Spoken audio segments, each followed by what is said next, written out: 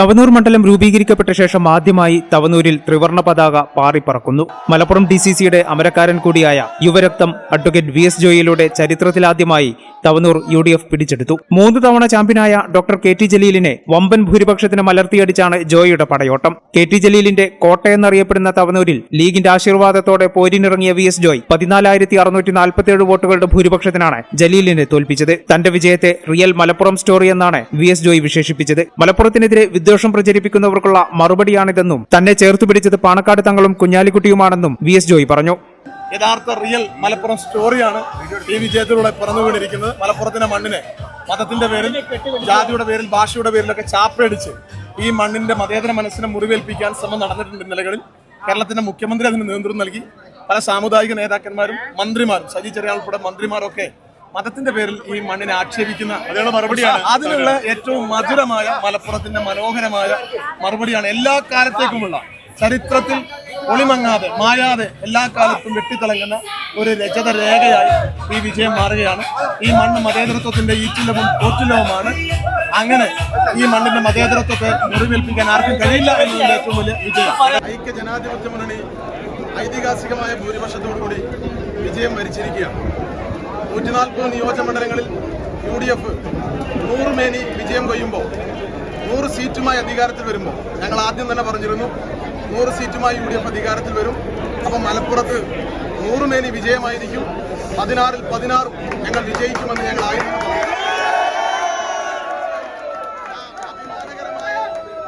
അഭിമാനകരമായ വിജയമാണ് ഉണ്ടായിരിക്കുന്നത്. 140 നിയോജകമണ്ഡലങ്ങളിൽ UDF 100 സീറ്റുമായി അധികാരത്തിൽ വരുമ്പോൾ ആ 100 സീറ്റുകളിൽ ഏറ്റവും തങ്കത്തിളക്കമുള്ള വിജയം തവനൂരിന്റെ വിജയം തന്നെയാണ്. കാരണം ഇത് ഒരു റിയൽ മലപ്പുറം സ്റ്റോറിയാണ്. ഈ മലപ്പുറത്തിന്റെ മണ്ണിനെ അപമാനിക്കാൻ, അവഹേളിക്കാൻ, അപകീർത്തിപ്പെടുത്താൻ കഴിഞ്ഞ കുറെ കാലങ്ങളായി ശ്രമിച്ചുകൊണ്ടിരിക്കുന്ന കേരളത്തിലെ പിണറായി വിജയൻ ഉൾപ്പെടെയുള്ള, സജി ചെറിയാൻ ഉൾപ്പെടെയുള്ള, വെള്ളാപ്പള്ളി നടേശൻ ഉൾപ്പെടെയുള്ള ഒരുപാട് ആളുകൾക്ക് മലപ്പുറം നൽകിയ ഏറ്റവും മനോഹരമായ മറുപടിയാണ് ഈ വിജയമെന്ന്.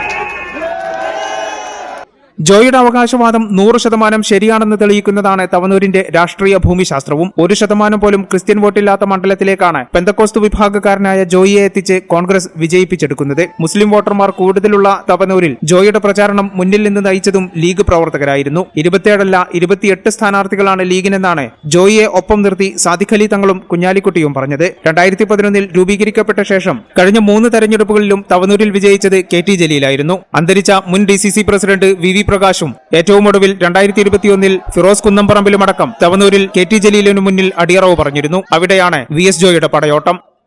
ഈ ചാനൽ ന്യൂസ്, തവനൂർ. വേഴ്സറ്റൈൽ എന്ത് രസമുള്ള വാക്കാണല്ലേ. ഒരുപക്ഷെ ഓരോ ആക്ടറും കേൾക്കാൻ കൊതിക്കുന്ന വിശേഷം. ഓരോ സ്ക്രിപ്റ്റ് കേൾക്കുമ്പോഴും, ഓരോ കഥാപാത്രത്തെ പരിഗണിക്കുമ്പോഴും എന്തായിരിക്കും ഞാൻ ആഗ്രഹിക്കുക? ഇത് ഡിഫറെൻ്റ് ആയിരിക്കണം, എനിക്ക് മാത്രം ചേരുന്ന ഒന്നാവണം, എന്തെങ്കിലുമൊക്കെ പുതുമ വേണം, ആളുകൾക്ക് ഇഷ്ടമാവണം, ലോകം പറയണം, വാ versatile, something never seen before.